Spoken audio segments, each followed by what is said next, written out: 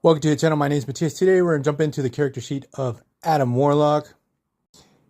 A character that was a real big deal when I got into comic books, because the first crossover that I ever came across that was coming out at the time when I started collecting was the Infinity Gauntlet, where we had the return of Adam Warlock, and from that time on, during the 90s, he was like a big player in the cosmic side of the Marvel Universe. So let's get into his stats.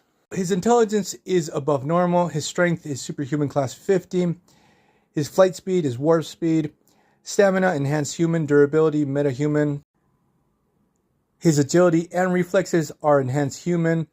Now for his fighting skills, the character sheet establishes that at least with hand-to-hand fighting, he has like minimal experience.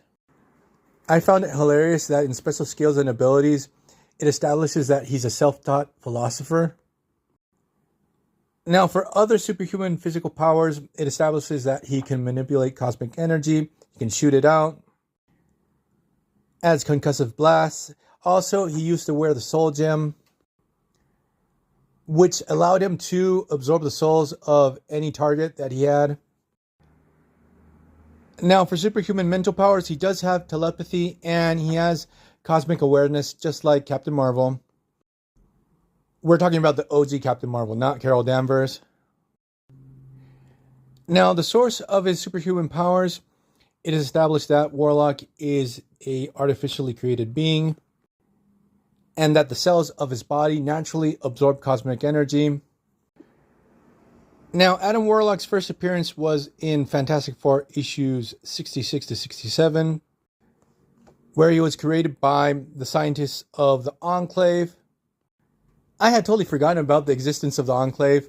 I originally thought he was created by the High Evolutionary, because both of these characters do have like this long-standing relationship, but nope, it's the Enclave. And in this story, he ends up encountering the Fantastic Four, and he's left on Earth. Then in Incredible Hulk issues 176 to 178, he joins forces with the Hulk to battle the Man-Beast.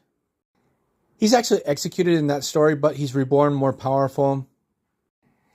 And he's able to defeat Man-Beast. Now, I think this story takes place on Counter-Earth, but it's not specified on this character sheet, and I would have to go back and reread those issues from the Incredible Hulk series. Then in Strange Tales issues 178 to 180, he encounters for the first time a future evil version of himself called the Magus. And from that point on, Adam Warlock will be hell-bent on trying to stop the birth of this future version of himself.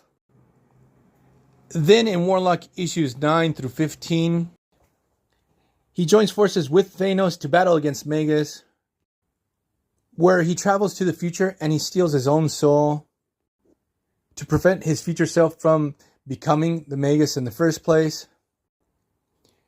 Then in Avengers Annual number 7, we have Adam Warlock teaming up with the Avengers and Captain Marvel to battle against Thanos. And in this story, Adam Warlock absorbs the souls of Gamora and Pip the Troll.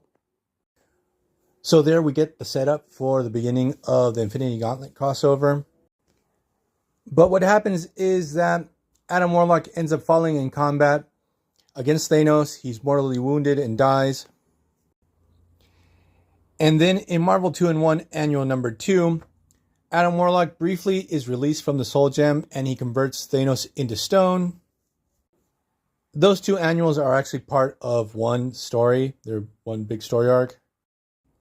And then we get the Infinity Gauntlet crossover, 6 issues long. We have the return of Adam Warlock. He's the leader to all the heroes that are going to battle against Thanos.